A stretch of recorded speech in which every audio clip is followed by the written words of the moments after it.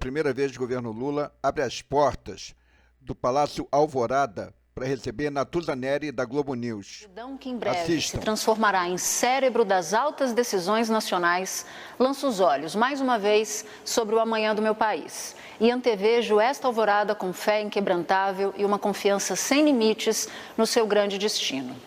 Essa frase é de Juscelino Kubitschek, feita antes da inauguração do Palácio da Alvorada. Eu estou aqui na residência oficial da Presidência da República e nós da Globo News recebemos um convite de Janja da Silva, Lula da Silva, para conhecer o Alvorada antes de a família presidencial chegar aqui. Janja, muito obrigada pelo convite. Seja bem-vinda, Natuza, ao Palácio da Alvorada. Esse é o palácio mais icônico, o edifício mais icônico de Brasília. Sim, com certeza. É sempre uma emoção. Quando eu entrei aqui a primeira vez na segunda-feira passada, dia 2 de janeiro, foi uma emoção muito grande entrar aqui. Eu tenho, desde o começo da transição, eu tenho me debruçado sobre esse livro aqui, que é um livro de fotos do Palácio da Alvorada, que foi feito ao final do governo Dilma, antes do impeachment, que são fotos do Ricardo Stuckert e do Bruno Stuckert, o primo dele. Tem sido assim o meu guia, desde o começo da transição, para eu entender como que o Alvorada estaria. O palácio que a senhora encontrou é o palácio deste guia? Infelizmente, não. A gente pode dar uma olhada? Podemos, vamos lá. Essas são as salas de estar, de recepção do palácio, né? De convivência. Não é a parte íntima, onde o presidente mora, mas é uma parte pública, onde você recebe pessoas aqui. A gente sente que parece que o espaço está vazio, e está mesmo, né? As obras de arte não estão aqui? Não estão aqui. Foi removida 2 esculturas que tinham aqui nessa porta, elas estão em outro lugar. E as coisas parece que foram meio que colocadas aqui ao meio de improviso. O piso está muito deteriorado. O que a gente percebe é que não teve cuidado, manutenção, né? Os móveis, os pés dos móveis que são de latão, eles não estão polidos, entendeu? Os móveis não são os originais, a gente vai tentar recuperar isso. Eu ainda preciso fazer uma visita no depósito. A Presidência da República tem um depósito de móveis, ver o que foi para lá. Teve muitos objetos que foram transportados de um lado para o outro, do Planalto para cá, daqui para o Jaburu. Então a gente precisa localizar esses objetos. Eu e o presidente Lula resolvemos que a gente só vai mudar daqui quando a gente tiver um inventário completo, né, do que tem aqui dentro, como foi entregue para a gente. Ali é o salão de banquete, que é onde o presidente recebe chefes de Estado, convidados, nas recepções oficiais aqui dentro do palácio. Aqui dentro do palácio. Esse ambiente, ele está... A mesa também está bastante deteriorada. As cortinas, a previsão é de lavar uma vez por ano, mas acho que faz um bom tempo. O vidro quebrado. Não posso te dizer o que aconteceu aí. Natuza, aqui então é a biblioteca, onde o presidente trabalha. E aqui eu queria mostrar para vocês os equipamentos de live do ex-presidente. Algo curioso aqui. Vocês não mexeram aqui, está tudo exatamente como foi deixado. Como foi deixado. Aqui é a sala de estado que está totalmente descaracterizada. Essa obra aqui, ela não é aqui, o original dela é na biblioteca, por conta, você pode ver que ela foi colocada aqui e ela está desbotada, aqui bate sol. Infelizmente, isso aqui vai ter que ser restaurado. E aí a gente encontrou isso, né, uma imagem sacra do século XIX no chão. E eu queria mostrar aqui para você como a manutenção não foi feita. Olha para cima. A infiltração do teto. O Stuckert fez umas imagens de drone do teto. Ele está muito desgastado porque não houve manutenção. E é lamentável que o piso do palácio esteja dessa forma. E quando o presidente Lula veio aqui, a senhora disse que veio na segunda-feira, no dia 2. Isso, ele veio hoje é quinta, ele veio na terça-feira, no final da tarde. Bom, ele morou aqui 8 Ele morou, anos. ele sabe bem. O que ele disse quando entrou aqui? Ele ficou um pouco desolado. Foi? Assim, foi, porque ele morou 1 ano e meio com Dona Marisa na Granja do Torto para poder fazer Uma grande reforma. uma grande aqui, né? reforma, as obras foram restauradas, foi tudo deixado perfeito. E aí, para encontrar isso, em 10 anos, está nesse estado, passando por 2 governos. Vai conhecer agora a parte reservada, onde efetivamente o presidente da República mora. É onde vocês vão morar. É onde eu e ele vamos morar. Eu, ele, Paris e Resistência. As 2 cachorrinhas já estão no hotel com vocês. As 2 estão lá. Aqui eu queria te mostrar, ó. Isso aqui é um bloqueio que foi colocado para evitar a imprensa. Aqui a gente está entrando em que área? Aqui você está entrando efetivamente na parte bem íntima, que é o quarto do casal e uma sala de televisão, que originalmente era o gabinete da primeira-dama. Gostaria de atentar para o cilindro de oxigênio. Um cilindro de oxigênio? Sim. E ele, acho que dá para ver bem o encosto, quem sentava ali. Tá bem marcado. E mais uma grande televisão. A gente vai priorizar daquele lado para lá, onde é o nosso quarto, né? Arrumar tudo, deixar tudo arrumado e depois a gente vai fazendo. Não tem muita opção. O quê? Uns 20 dias? Acho que em uns 20, final do mês de janeiro, provavelmente. Então você vai viver com. A senhora vai viver com obras aqui. Possivelmente. A primeira sala aqui é uma sala. Seria uma sala de jantar, uma sala de estar. Eu encontrei ela totalmente vazia, sem móvel nenhum.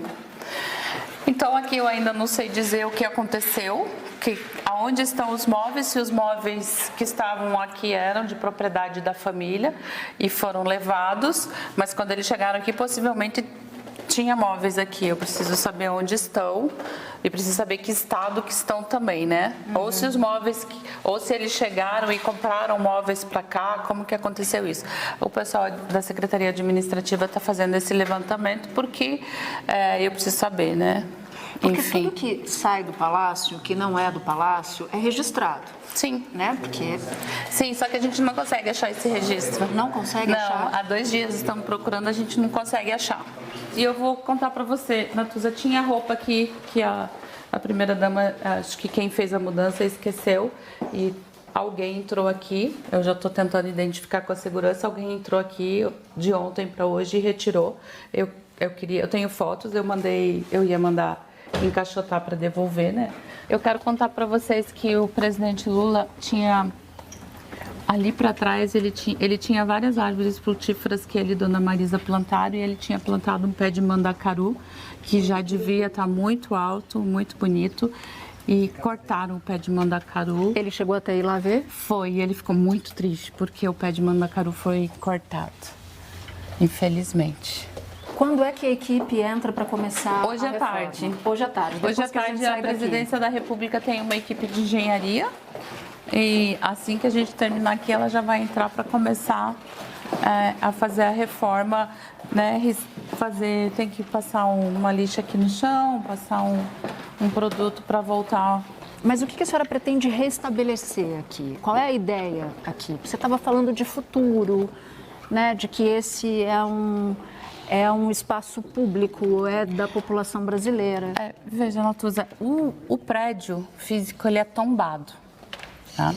O que a gente está pensando? Que a gente possa também fazer o tombamento das coisas que estão dentro do Alvorada, na parte de baixo, entendeu? Para que não aconteça mais isso das pessoas, do governante chegar e realmente tirar as coisas que são patrimônio mesmo do Estado brasileiro, entendeu? Então, a gente está com essa proposta. Na entrevista para o Fantástico, a senhora mencionou áreas do seu coração: cultura, mulheres. Essas são áreas sobre as quais a senhora vai se envolver bastante? Com certeza, com certeza. Eu acho que eu não vou ficar em casa, Não vai ficar aqui? Não vou ficar aqui nesse espaço. Vou cuidar muito muito bem desse espaço, com muito amor e carinho, isso a população brasileira pode ter certeza, mas eu vou trabalhar também. Eu vou trabalhar porque está no meu gene isso, eu gosto de fazer, eu gosto de trabalhar, e essas duas áreas de mulheres e segurança alimentar e cultura são as áreas que eu quero atuar com mais força. Por favor. Eu sei que você não gosta nem dessa expressão, primeira-dama. Como é que você quer ser chamada? De Janja. De Janja? De Janja. Nas solenidades oficiais, quando anunciarem. Janja Lula da Silva, esposa do presidente Lula. Entendeu? Tem primeiro damo? Não. Não. Então, chama como? O nome do homem, esposo, não. Janja Lula da Silva, esposa do presidente Lula. Até o momento que não precise mais colocar o... Né? Mas não precise mais do aposto, né? É isso, do aposto. O poder é um espaço difícil, custoso, né? Um espaço que gera ciúme, que tem intriga. É típico, é uma matéria-prima dos espaços de poder. Você, Janja, está preparada para isso? Está preparada para ser alvo? Está preparada para botarem na sua conta o que você não tinha nada a ver com o pato? Você está de espírito pronto para isso? Estou preparada. Conviver com o presidente Lula é sempre esse desafio. Porque ele, mesmo antes dele ser presidente, né, ele tem essa coisa que emana, o poder está ali, né? É o grande líder mundial. Então, o entorno dele também sempre teve esse... Próximo, também teve esse jogo, às vezes, de intriga, às vezes, sabe, de ataque. Mas eu resolvi que eu não vou me incomodar com isso. Eu acho que tem coisa muito mais importante para a gente pensar. Eu tenho muito a contribuir com meu marido, não só na questão pessoal, de deixar ele sempre confortável, que ele esteja bem para exercer a presidência, que ele esteja tranquilo, que as coisas em casa estejam super bem, que ele possa sair daqui do Alvorada para ir para o Planalto pleno, né, sem problema nenhum, como também contribuir do lado dele, lá no Planalto, nas coisas que precisar de mim para o governo, naqueles temas que eu já falei, que para mim são importantes, que são caros, que eu trabalhei minha vida profissional inteira. E tem um momento em particular da cerimônia de posse que você tocou, você coordenou, que foi considerado o ponto alto, que foi a subida da rampa. Como é que foi a escolha daquelas pessoas? A gente começou a conversar e eu falei, amor, acho que o povo brasileiro tem que passar a faixa para você, acho que vai ser muito, muito importante, vai ser simbólico, né? A gente vem de um governo totalmente distante do povo, né, que fez tudo o que fez, o desmonte, as mortes do Covid, tudo isso, né, o feminicídio, a morte das mulheres. E eu acho que, sabe, essa eleição, o povo brasileiro elegeu o presidente Lula. Eu acho que, simbolicamente, o povo brasileiro tinha que subir a rampa com você. E a gente foi conversando sobre isso, construindo esse momento. Vocês concordam em tudo? Eu acho que a gente conversa bastante, eu acho que a gente dialoga bastante. Né? Eu acho, claro, obviamente, marido e mulher nem sempre concordam, né? Mas a gente dialoga bastante, dialoga muito. E a decisão de desfilar em carro aberto foi tomada na última hora ou desde o começo ele Não, sempre... Essa decisão sempre foi dele, né? A gente deixou todos os carros disponíveis. O Rolls Royce, ele tem um pouco assim, o carro é um carro antigo, é um carro que realmente não representa o povo brasileiro, aquele carro, em nada, né? Então, assim, era meio que um paradoxo, a gente está todo fazendo uma posse voltada para o povo brasileiro e desfilar no Rolls Royce. Mas a gente tentou arduamente encontrar um outro carro aberto, pensou dele sair no teto solar, não tinha, os carros blindados não tem teto solar, tiramos o filme do carro, entendeu? Porque ele queria estar muito próximo. Até pensar em ir a pé, a gente pensou. Vocês pensaram? Ele pensou. Vocês chegaram a ter medo de algo nesse processo? Não. Eu perdi, assim, eu estava muito preocupada. A questão da segurança sempre me preocupou em todo esse momento de organização da posse. Mas no domingo de manhã, quando a gente abriu a janela do quarto e viu as pessoas que estavam lá no Mané Garrincha descendo para o Planalto, para a praça, para a esplanada, aquilo me deu uma certeza de que ia dar tudo certo. Foi tão bonito, eu até me arrepio. Eu fiquei emocionada na janela, ele ficou emocionado porque a gente via as pessoas, né, descendo para o Planalto e da outra sacada dava para ver a esplanada dos ministérios ser tomada pelo povo. Aquilo nos deu a certeza que tudo daria certo. E Alckmin e Lu no carro aberto também já estava programado ou foi ali no improviso? Foi no momento, vamos junto. A gente fez tanta campanha pendurada na caminhonete juntos, 4. Vamos junto, vamos subir aqui, vamos junto. Eu cheguei a ver essa cena, porque me pareceu que era improviso mesmo. O presidente Lula chamando. Isso, e acho que o Alckmin não estava esperando e a Lu também não. Não, porque o protocolo é muito... a minha dificuldade na organização da posse é com um protocolo rígido. Um momento que é muito... O decreto da posse, aí eu vou contar uma coisa para vocês que sempre me incomodou nesse começo. O decreto da posse é de 1972, ou seja, um decreto formulado na ditadura militar. Então, é uma posse toda militarizada, entendeu? É como se o povo elegesse o presidente e o povo, né, e a posse fosse uma posse organizada só para os militares. Não, a gente queria, né, trazer um pouco disso e trazer o povo para perto dessa posse, né? E aí o Rolls Royce era uma coisa que todo mundo queria muito para desfilar e a gente pensou, e aí no último momento ele, vamos Lu, vamos, e eu falei, venha dona Lu, vamos, e a gente subiu os 4 no carro e foi muito legal. Qual vai ser o seu papel institucional ao lado do presidente Lula? Ao final de 4 anos, o que marca você vai querer ter deixado ao longo desse período aqui? Eu acho que é a marca mesmo de uma mulher que esteve presente nesse governo, que esteve presente ao lado do presidente, sabe, que caminhou com ele, trilhou com ele esses 4 anos, né? Que não se limitou à sombra,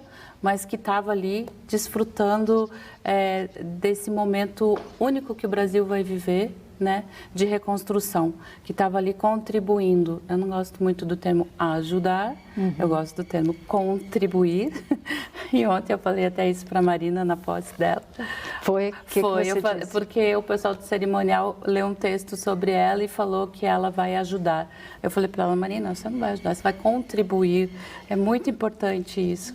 E no momento que ela falou do discurso dela, logo no começo tinha a palavra ajudar e ela mudou para contribuir e olhou para mim. Eu vou contribuir, né? E eu acho muito importante isso. Eu acho que mudar a linguagem tem uma força, né? As palavras têm essa força. E eu acho que quando você carrega, você usa palavras fortes, você dá sentido a algumas coisas. Então, eu quero contribuir para que esse Brasil da união e da reconstrução realmente aconteça nesses próximos anos. Qual é o próximo projeto de Janja Lula da Silva? Eu ainda estou construindo algumas coisas, né? Conversando e vendo aonde a gente, dentro desses temas, o que eu vou efetivamente contribuir, né? Ser uma articuladora, ser uma fomentadora desses temas, eu acho isso bem importante. Eu acho que isso vai sendo construído no dia a dia, vai ser meio parte do cotidiano. Não tem um planejamento ainda sobre como eu vou fazer e de que jeito que eu vou fazer.